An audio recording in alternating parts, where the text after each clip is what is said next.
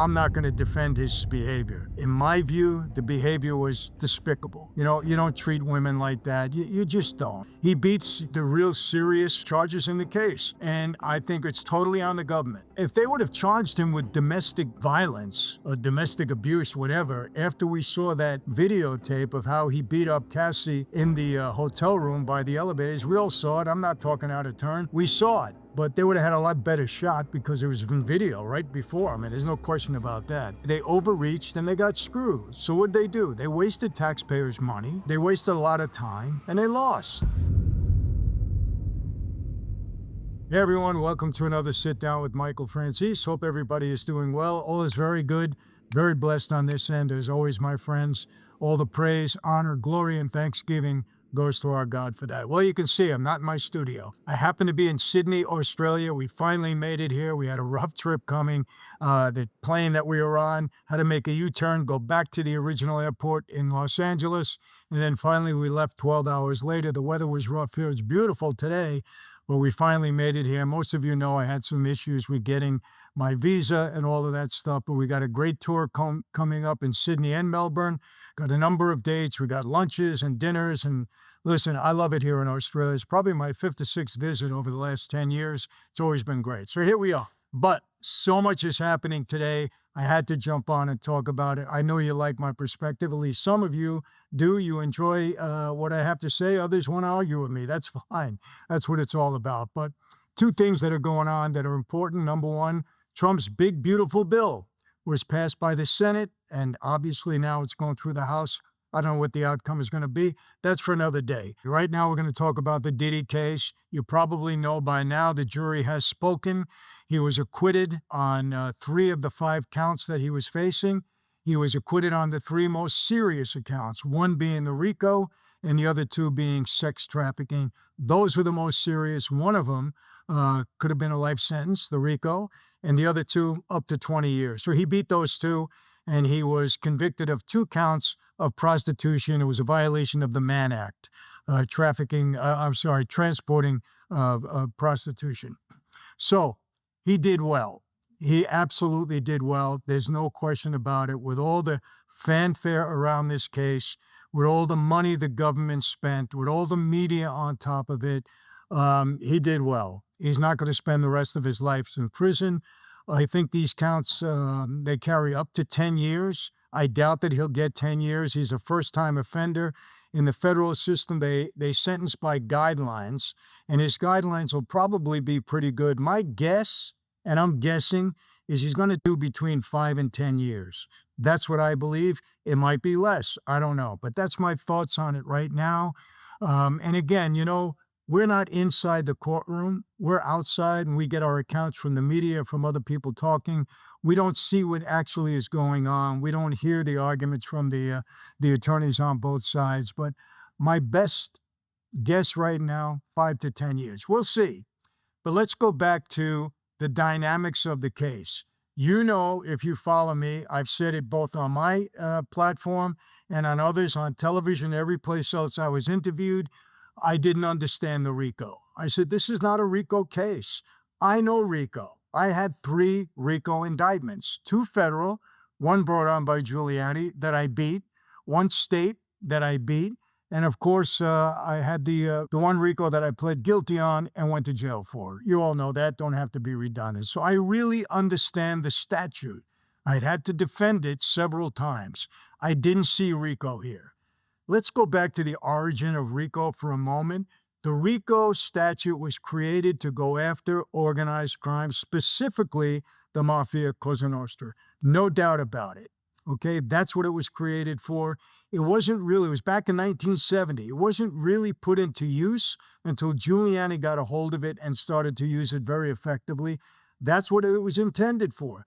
Do they still use it only for the mob? Obviously not. They charge Diddy with it. They charge people on Wall Street with it. Now they have civil RICO cases. They go wild. You give the government an inch, they're going to take it all the way. They take a yard and a mile and anything that you give them.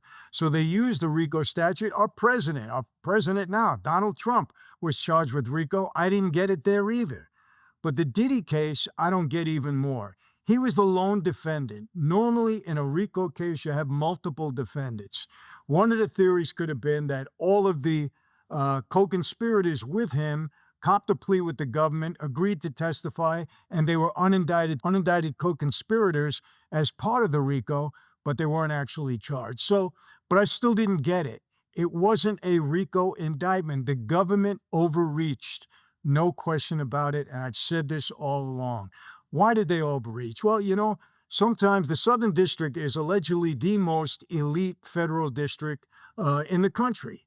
It has the reputation of being that, no question about it. I was indicted, when Giuliani was the U.S. attorney there, and that's their reputation.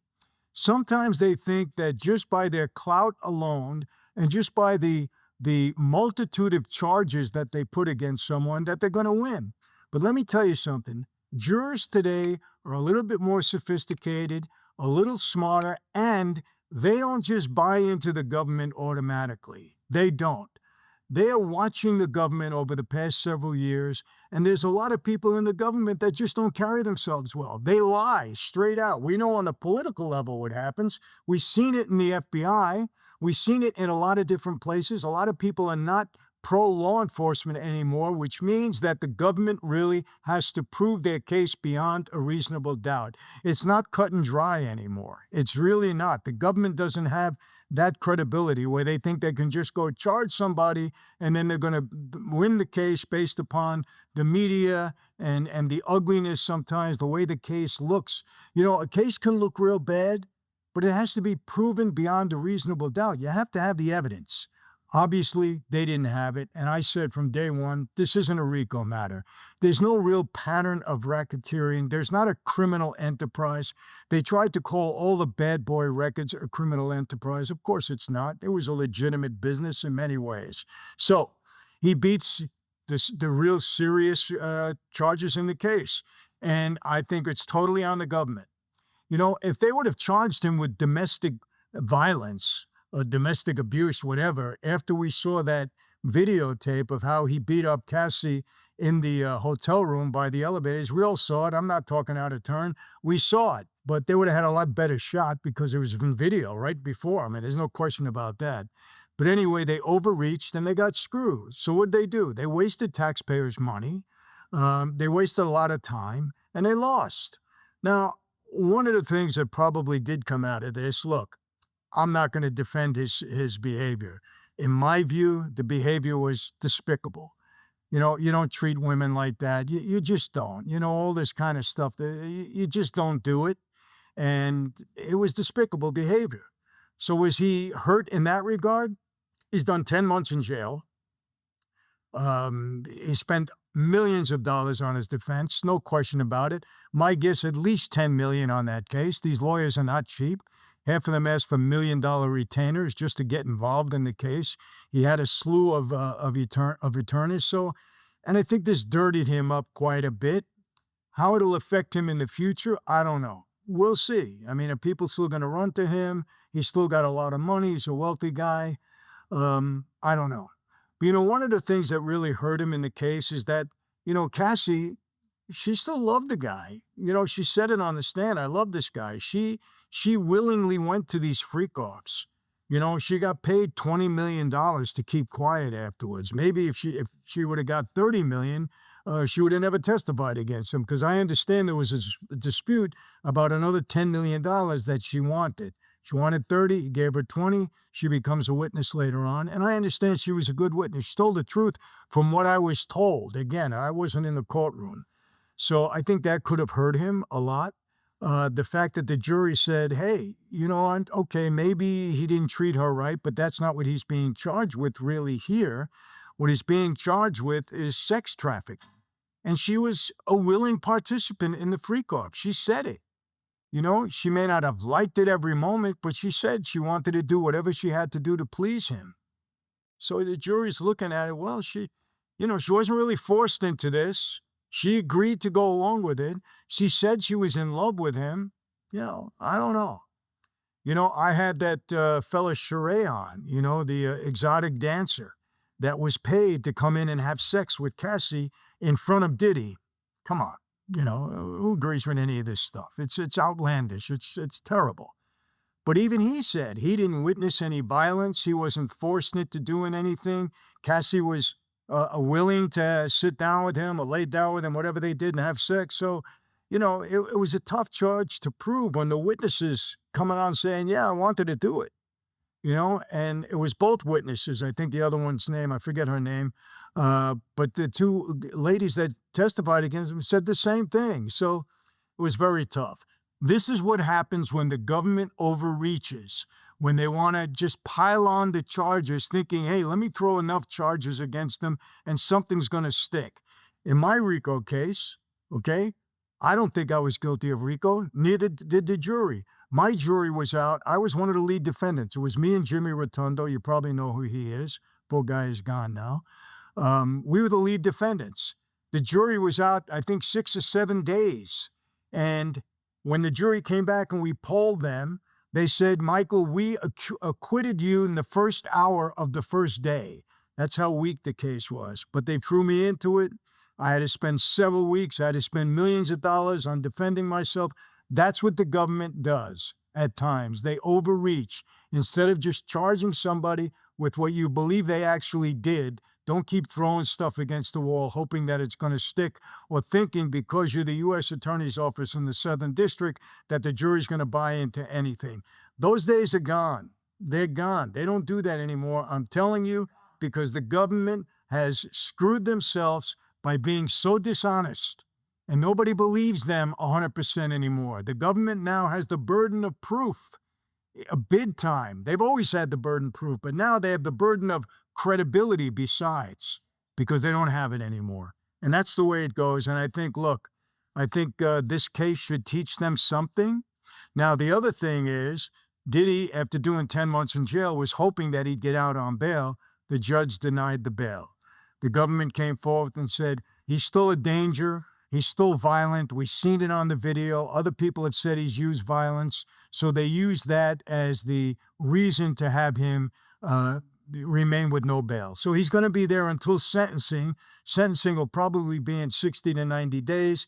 In the feds, they do a pre-sentence report. They prepare for it like that. So he'll have a good year in prior to his sentencing. What the judge does at that point is anybody's guess. I stopped trying to guess on judges and juries. I really do, because you never know. You just don't know what people are thinking. But, at least on this one, I was fairly certain about the RICO. It just didn't stand up. And a lot of people have said that now.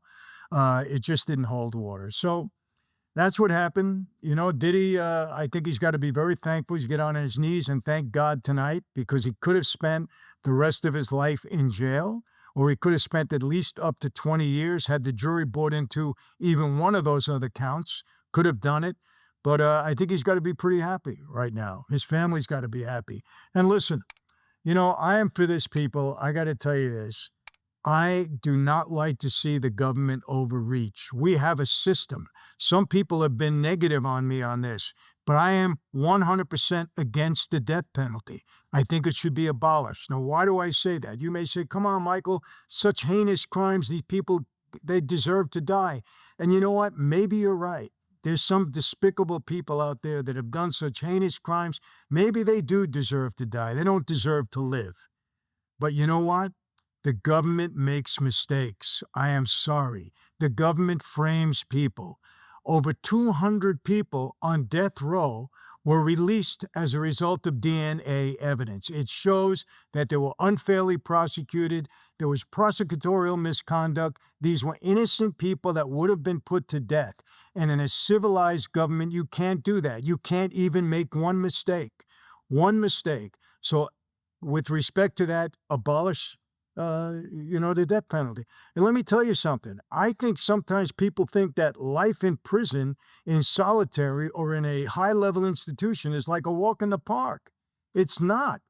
I just know the guy from the Idaho killings, those 4 students that were killed, he took a plea. And he took a plea. This happened today, too. A lot of stuff going on in my country while I'm here in Australia. He took a plea, and people are upset about it because he's going to do life in prison, and he avoided the death penalty. Life in prison is no walk in the park. It's no walk in the park, especially if they keep you in solitary. If they keep you in one of these new max prisons, forget it. You don't even see the outside world. You don't see people. You have no human contact. It's terrible. Who wants to live like that? I told you before, you heard my story. The first night that I was in solitary and they told me you're going to spend the rest of your life here, after my experience, visiting my father 25 years, seeing my family, myself, having to get on planes, travel to see my father, it was such a burden. I said, you know what? Put me to sleep, man. If I got to spend the rest of my life in solitary confinement, put me to sleep. I'd rather close my eyes, not wake up. It's not a walk in the park. So don't think that people are getting away with something because they weren't put to death. If they're doing life in prison in a high level institution, it's tough. I'm telling you that right now. So, I think justice was served today in the Diddy case. Again, I don't like his behavior. I don't like anything that what he did, but you can only charge a guy with what's illegal. Understand this too, and I may take some heat from this. Everything that is immoral is not always illegal. Because if everything that was immoral was illegal, half this country would be in prison right now. The people on OnlyFans would be in prison because a lot of the acts are immoral. A lot of the things that are done are immoral. But you can't litigate everything that's immoral. It's not always illegal. What people do personally, that's up to them. May not be tasteful. Of course, it's not. May be disgusting in some terms. Doesn't mean that it's illegal. And there has to be a distinction between the two. And I think that's where the prosecution lost it in that. They thought they were going to show a lot of immorality on his part. And the jury said, okay, we don't like this. We don't like what he did, but it's not illegal. They didn't prove the case beyond a reasonable doubt. And if you don't prove the case beyond a reasonable doubt, the person must go free. That's what our system says. So many people said to me, when the O.J. Simpson thing, come on, Michael, he was guilty. And you know what? I know he was guilty. O.J. Simpson, in my view, and everything that we've seen, murdered his wife and murdered that young man. But he got away with it because the prosecution did not prove its case beyond a reasonable doubt. And remember, the system is not made for one person. It's made for everyone. For everyone. So every once in a while, somebody that's guilty is going to be found innocent. They slip through. But the prosecution's conviction rate on both state and federal level is well over 90%. In just about every state, it's over 90%, and the feds are way over 90%. I think there's something like 94, 95% conviction. So you don't get away with stuff when you charge normally. You're going to suffer some consequences. You're going to do some jail time. You're going to suffer some consequences. So we must hold the government to the burden of proving somebody's guilt beyond a reasonable doubt. And if they don't prove it, even if that person is guilty, they must go free. That protects the system. That protects all of us because, again, you can't give the government an inch. If you give them an inch, they'll take a yard and then they'll take a mile. You can't do that. We complain about white men, but who did Diddy hire? Who got him off? It was the white men that were up out front there, So I just want to bring that to everybody's attention. White men are no good until they're doing something for you, and the reason I'm saying this is get rid of this racist stuff. If somebody is good at what they do, that's who you hire. If they're black, red, green, yellow, doesn't matter. You hire the most competent people to do the job. Diddy hired competent people, and they got him off. You got to give him credit, okay? They got him off. And I think they got it right, and I think this jury got it right.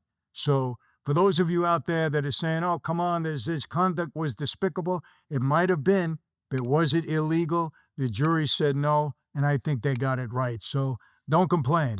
And let me tell you something. I think Diddy's going to learn something from this. He's an older guy now. Listen, sometimes you do things, money goes to your head, power goes to your head. You do all of these things, and, maybe you need an awakening. Maybe you need to be, so jammed that you say, what the heck am I doing? I don't know if it'll happen in his case. I don't know. But I'm saying sometimes we need that in our lives. Boom. We need to be hit with a brick and say, you know what? What I'm doing is wrong. I can't continue in this kind of conduct. I hope he makes that decision. I really do. Because no woman should ever be abused. No young man should ever be abused. Look, I talked a little bit about Justin Bieber the other day. Honestly, he was affected by something here with Diddy.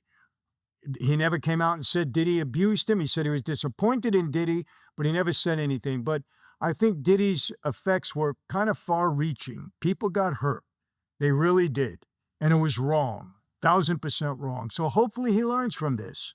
Says, you know what? I'm hanging it up. I don't know. Whatever he's going to do, he's going to do in a personal, in the privacy of his bedroom. And that's, I don't know. Who knows? But we saw what happened here. Again, I think the jury did their job. I think the lawyers did their job. And I think the government screwed it up. That's how it goes. So, my friends, how do I always leave you? And please, I want to see your comments. Tell me what you think. And think of what I'm saying, okay? I'm not saying that his behavior was good. I'm saying that the jury got it right according to the charges that he faced. That's what I'm saying. RICO, absolutely not. He should not have gotten convicted of RICO, and the jury got it right. Sex trafficking, because the girls were saying, hey, we did go along. Yeah, we wanted to participate in these freak-offs. Well, that's not really sex trafficking. I'm sorry. Sheree, the exotic dancer, he came in. He was paid for it. He got paid. They didn't sex traffic him. Some of the other testimony maybe that tried to imply that, it didn't work. The jury didn't believe it. They didn't like it. They didn't buy it. So, you got a comment? Let me know what you feel. And please talk intelligent. If you're going to say something, talk intelligent so that we can have an intelligent debate. Because, when I say things, I don't read all the comments. I can't. There's so many. Sometimes my team will read some. But when I read them, if they're not smart, I just go over them. If you want to hear me make a rebuttal, or if you want me to hear me say something intelligent. Let's talk about this. It's important. So send me your comments, good, bad, or indifferent, but do it in a way that we can respond, accordingly. That's it for today, my friends. How do I always leave you? Same way. Never going to change, no matter where I am, no matter what continent I'm on, no matter what time of day it is. And by the way, I'm 17 hours ahead of Los Angeles right now. I didn't sleep last night. I don't know where I'm going, coming or going. So hopefully this came out right. But anyway, how do I always leave you? Same way. Never going to change, no matter where I am. Be safe. Be healthy. God bless each and every one of you. You know the deal. Your family, your community, your loved ones. God bless America. And you know what? God bless Diddy tonight. I hope he changes a little bit. When you do wrong in your life, you don't always wish somebody bad. You wish that maybe they come to their senses, repent of their sins. As a Christian, I want them to repent and accept Jesus as their Savior, and then maybe start on a better pace in life, because that's what Jesus will do for you. He will transform you from the inside out. Trust me on that. See you next time. Take care.